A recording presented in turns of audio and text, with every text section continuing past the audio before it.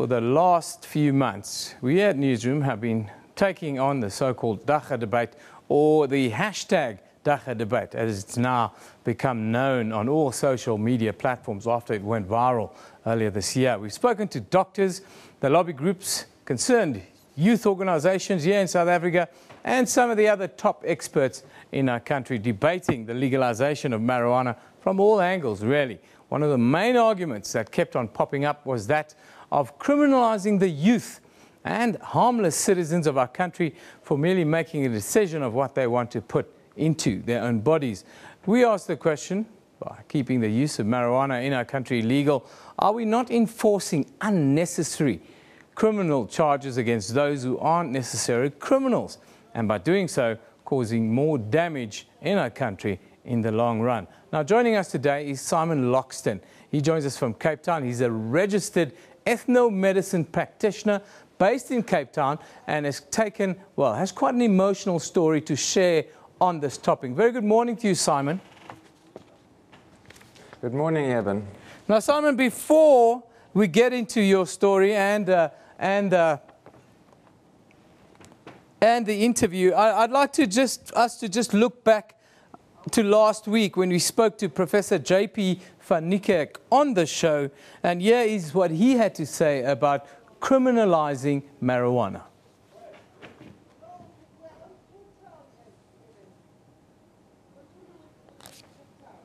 Well, unfortunately, we don't have that ready at the moment. We're having a bit of technical difficulty at the moment. But Simon, let's go to you. A very good morning to you once again.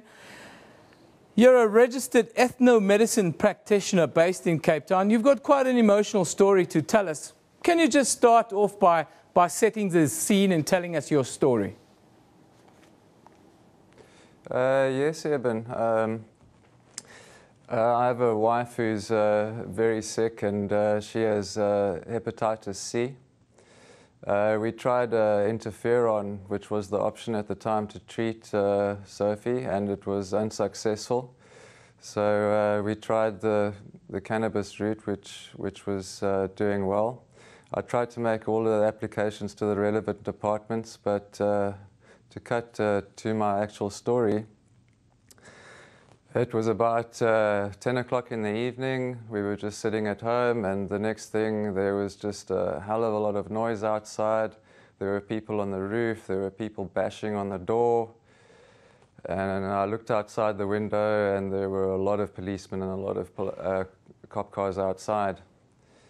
I went to the glass door, which I use as a security door, and the policeman was bashing his gun against the door, threatening to shoot my dog unless I allowed him access to my residence. I asked to see a warrant or some kind of identification, and again they threatened to shoot the dog. So I allowed them access to my house, and that was the start of a nightmare. They completely trashed my house. They took my wife, my friend, and I to the police station. And yeah, we spent a few days there, and it was traumatic, disorganized, abusive. I wouldn't even put my animals in that condition. And what were the charges that you were being held under then? The charges, they actually charged me with dealing in Dagga. Subsequently, the charges have been withdrawn. They can bring them back at any stage. So my story was actually the second visit from the police, and this can continue happening as long as they want it to happen. Now, Simon, they're just traumatizing people. Now, tell us about your application to get the relevant permits for medical marijuana in South Africa, the process that you've gone through, and what kind of challenges you faced with that. Right. Well, I've had quite a good rapport with the health department. I am in touch with them. It was about a year ago that I first scheduled a meeting with them. The bottom line is that they do not have a policy, and until they have a policy, there won't be any permits. So You know, we really, you know, our hands are tied. We really don't have a choice but to break the law if we really want to do what's ethically right. If somebody comes to me that has tried every other option and cannabis is their last option, what am I supposed to do? I've tried all the routes open to us, but they don't have a policy, so what can I do? I have no option. Just put us into the picture when the police came knocking on the door. Just run us through that process and how it's affected your life and emotional state, to be made out to be a criminal, really.